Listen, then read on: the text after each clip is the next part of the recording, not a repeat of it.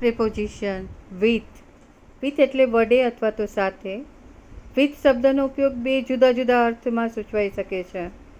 With એટલે કે I go with my bro યાની બ્રધર, અથવા તો બીજી કોઈ વસ્તુ સાથે, ની સંગાથે જવું, ની સાથે જવું, થી વડે એવો પણ થાય છે. બીના રાઇટ્સ વિથ ઇંક પેન. ત્યાર પછીનો છે બિહાઇન્ડ એટલે પાછળ. એટલે કે કોઈ પણ વસ્તુ છે કે કોઈ વ્યક્તિ છે એના વચ્ચે પાછળ જે કોઈ સ્થિર રહેલી વસ્તુ કે વ્યક્તિનો સંબંધ સૂચવે છે. બિહાઇન્ડ નો એક્ઝામ્પલ લઈએ તો our school building is behind the temple. અમારી શાળાનું મકાન મંદિરની પાછળ છે. આ રીતે પણ થઈ શકે. ત્યાર પછી છે ઓફ. ઓફ એટલે કે ગુજરાતીમાં નો, ની, નું, ના એવો અર્થ થાય છે. એટલે કે છઠ્ઠી વિભક્તિ તેને કહેવામાં આવે છે. બે બાબત કે કોઈ પણ વસ્તુની બીજી વસ્તુ સાથેનો સંબંધ હોય ત્યારે ઓએફ વપરાય છે. ઓએફનું એક્ઝામ્પલ લઈએ કે the library of the school is rich. The library એટલે કે આ શાળાની પુસ્તકાલય. રીચ એટલે કે અહીંયા પૈસાદાર કે એવી નહીં પણ સમૃદ્ધ છે એવો અર્થ લેવાનો છે. ત્યાર પછી ફોર એટલે માટે, ને માટે એમ પણ કહી શકાય. કોઈ વ્યક્તિ કે વસ્તુ માટે તેવો અર્થ એમ ફોર એના દ્વારા સૂચવી શકાય છે. બીજા સંદર્ભમાં ફોર વપરાય છે તો તે વિશે પછી જોશું, જે સમય માટે પણ વપરાય છે. ફોર એટલે કે માટે.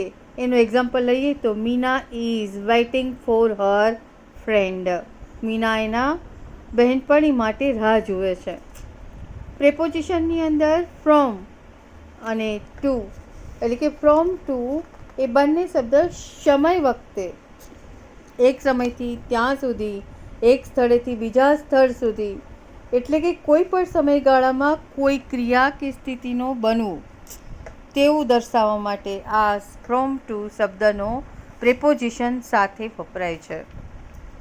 આપણે એનું એક્ઝામ્પલ લઈએ કે દર્શન reads from 8 o'clock two 10 o'clock. આ ઉપરાંત આપણે એના અલગ અલગ એક્ઝામ્પલ પણ લઈ શકાય છે. Darshan reads the book from 8 AM to 10 AM પણ રાઇટિંગ કરી શકાય છે. દર્શન સવારે 8 થી 10 સુધી વાંચે છે એવું પણ આપણે એનો અર્થ લઈ શકાય છે. ફ્રોમ કોઈ એક સ્થળથી બીજા સ્થળે જવાના સંદર્ભમાં જો વાપરવું હોય તો ફ્રોમ ટુ વપરાય છે. કે I went from Dhrangadhra to Rajkot.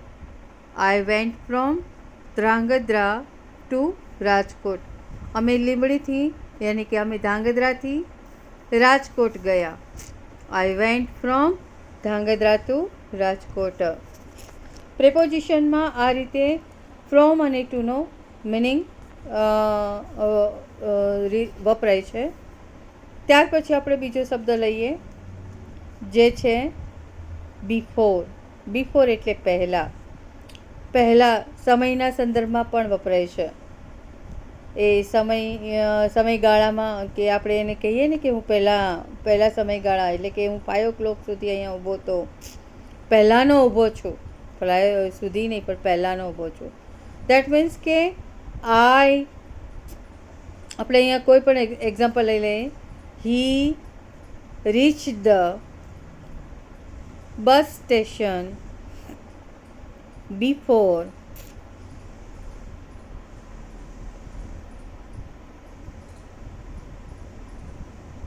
3 o'clock. He reached the bus station before 3 o'clock.